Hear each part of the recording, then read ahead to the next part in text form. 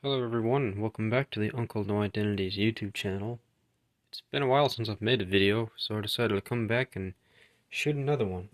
I think I got a good video planned out today, so let's get to it.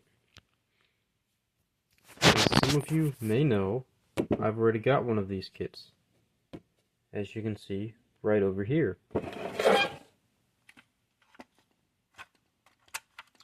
This kit is the AMT 1/72nd, or 1/25th scale, sorry. 71 Plymouth Duster 340.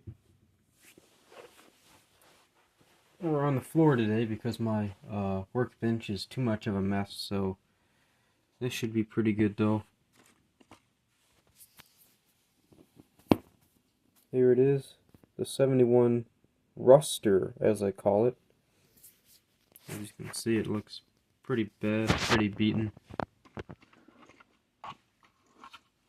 Some discoloration back here. I used the wing upside down to fill the holes, because you got holes here to accept a wing if you want, like that one there.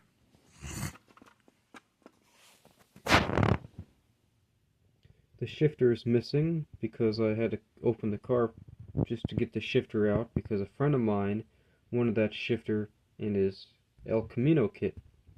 Come to find out, I found another T-handle shifter, so now I'm pissed. Oh well, that's a rusted out car anyway, it's just abandoned. Someone must have stolen the shifter, like I did. So, there you go. Not too bad, I'm not worried about that. I think this hood looks pretty good. I think inside the engine bay looks a lot better too. Inside the engine bay, this brake with booster came from my 1968 Dodge Dart kit. As you know, the 1968 Dodge Dart, the GTS specifically, the cars with the big block V8s, did not have brake boosters. And that might be an older model, like a 60s, because I have a 1970 Challenger TA with a brake booster, but it's a flat disc. It doesn't look like this. So if you know what model your cars ran that style of booster, let me know in the comments.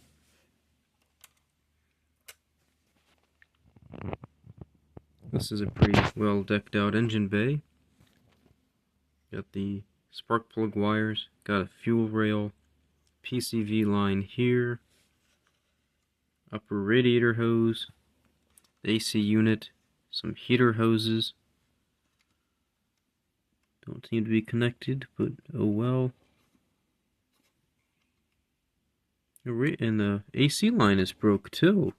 There should be an AC hose here. Oh no. Someone must have stolen that too.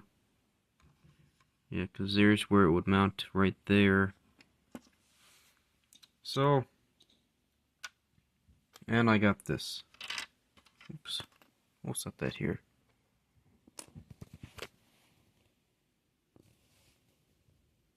The Edelbrock intake, Holley 2-barrel carburetors, and the air cleaner.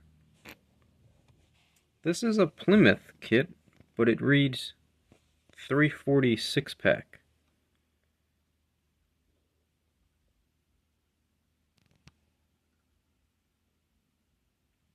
I'm pretty sure this should say 6-barrel because it's a Plymouth, but oh well.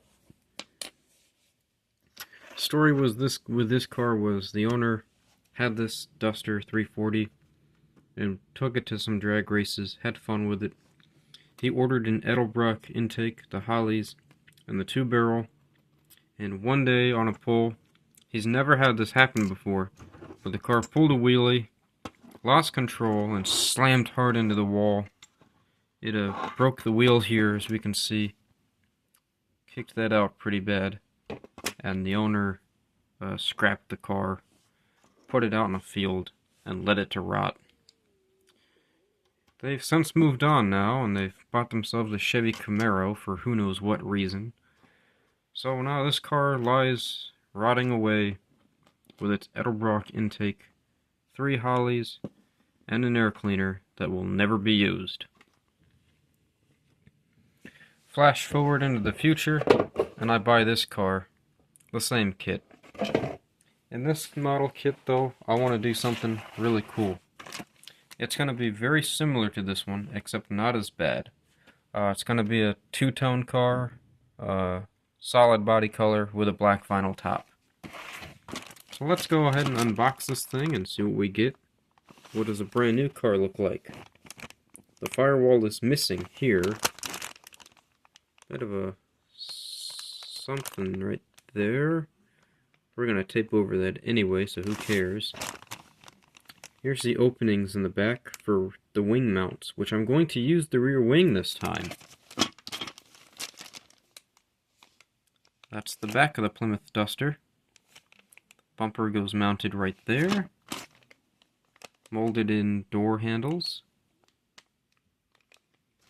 And hard to see, but little positioning areas for your side mirrors.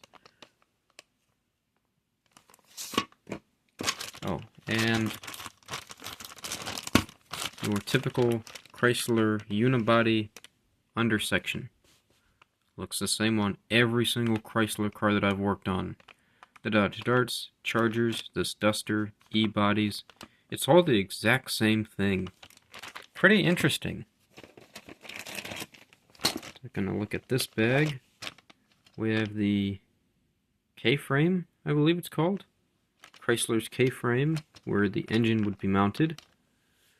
8 3/4 rear axle right here.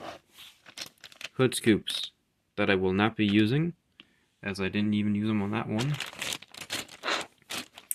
I think the flat hood looks cleaner than the hood with the scoops, so we're not using that.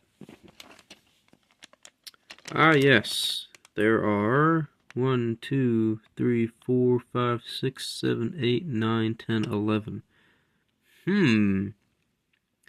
11 valves per cylinder on a V8 with now 22 valves combined.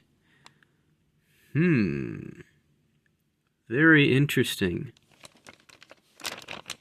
I think they just wanted to add detail, so that's why they put in way too many, but oh well, kind of cool. Engine and transmission are molded as one piece, halves though. So your driver's side half and passenger side half. Handsome looking manifolds, and this might be the heat riser piece there, that little circle. Oil pan, the underside of your transmission bell housing, which would cover up the flywheel.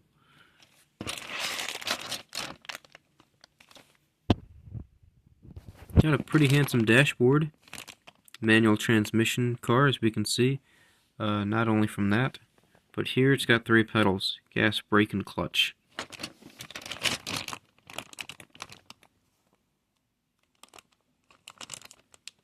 Pretty well molded engine face. Alternator back with some flash, easy to clean up. Right here is the Chrysler starter. Not the starter, what am I talking about? Oil filter. Those face backwards too. 7-bladed fan with fan clutch. Your belts and pulleys. Got a distributor cap there. Your valve covers. 4-barrel intake manifold and 2-part 4-barrel carburetor. Ignition coil.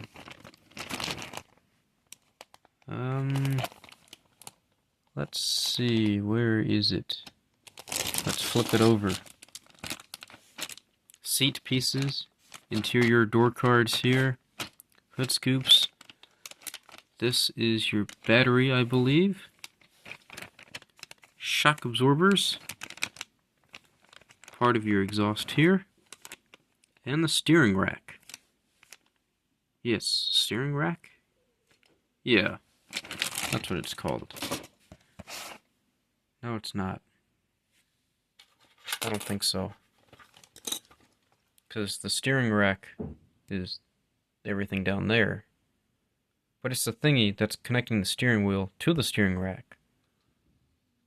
It's not the drive shaft, because that's connecting the transmission to the back axle. If you know what that's called, please let me know. I'm talking about the thingy. You can't see it. It's hidden underneath the exhaust manifold here, connected to your steering wheel. Steering column!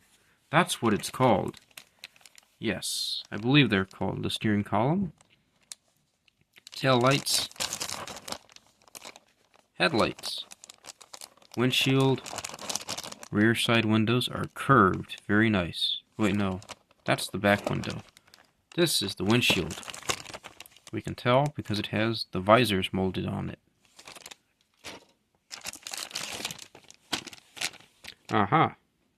This sprue contains the pieces we need for our engine, with the 6-barrel carburetor, the air cleaner, and the Edelbrock 6-barrel intake manifold, which houses 3 Holley 2-barrel carburetors, suspension, and torsion bars.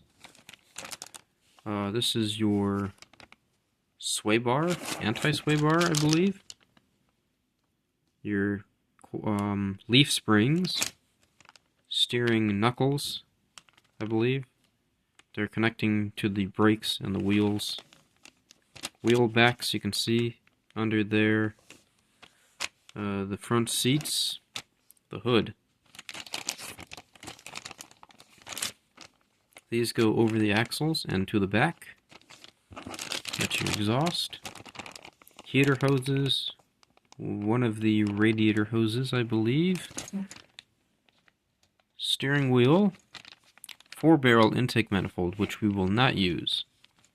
Wheel backs. And the thingies that connect the wheels to the knuckles.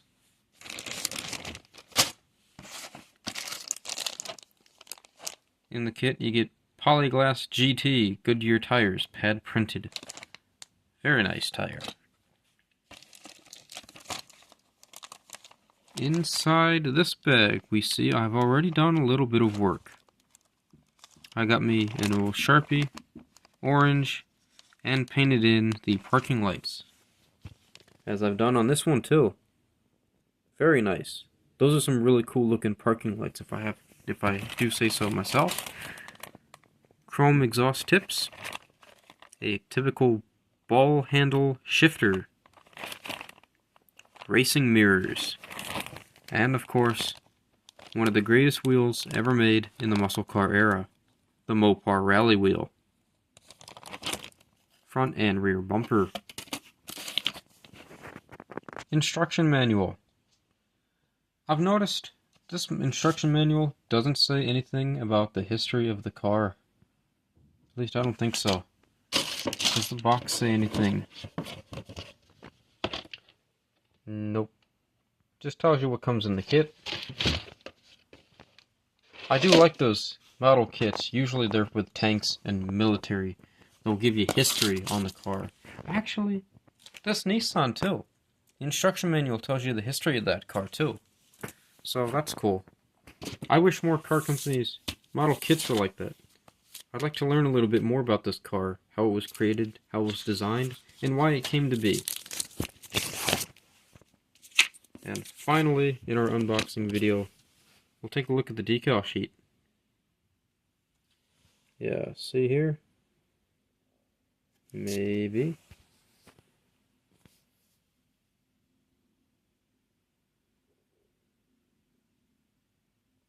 $340 6-pack. Again, I'm pretty sure this is a Plymouth, as it says on the 14s there, but it says 6-pack. I thought there were 6 barrels. Okay, so that's also nice little artwork there. Instructions. I've done some marking up as to what I want to do to the car already. We're going to use the 6-pack here, the 6-barrel. Here's the backwards facing oil filter I was talking to you about. Where is it? There we go. Color scheme that I want to go with. FM3 Moulin Rouge. With a black vinyl top. And black decals on the sides. black decals on the back, and I'm not going to do any decals on the hood. So it'll be very similar to this one, just pink. And instead of rusted out, it's going to look really nice. And we are going to use this rear wing too. So yeah, that'll look really nice. Well, it's just a little unboxing video that I made. Not the best put together, but, well, hope y'all like it. Drinking some Pocari Sweat. Ion supply drink. Not bad, actually. If you haven't tried any, I recommend you give it a try. After you work out or something, you drink this stuff. It's really good for you. Okay, now I gotta pack everything up, put it back in the box, and get to work on other projects. I'm working on my Corsair. Yeah, let's take a look at that real quick. Okay, so here we go. I took some German camo black brown and used it as a wash to paint in the recesses and stuff and make the airplane look a little dirty. I think I did a pretty good job. It's really hard for you guys to focus in on that, but there we go. Made it a little dirty. I gotta do some more work on it, but that's where it's at right now. Almost done. Pretty cool airplane. Okay, so that's about it. That wraps things up. Thanks guys for watching the channel, and see you guys in the next one. Cheers!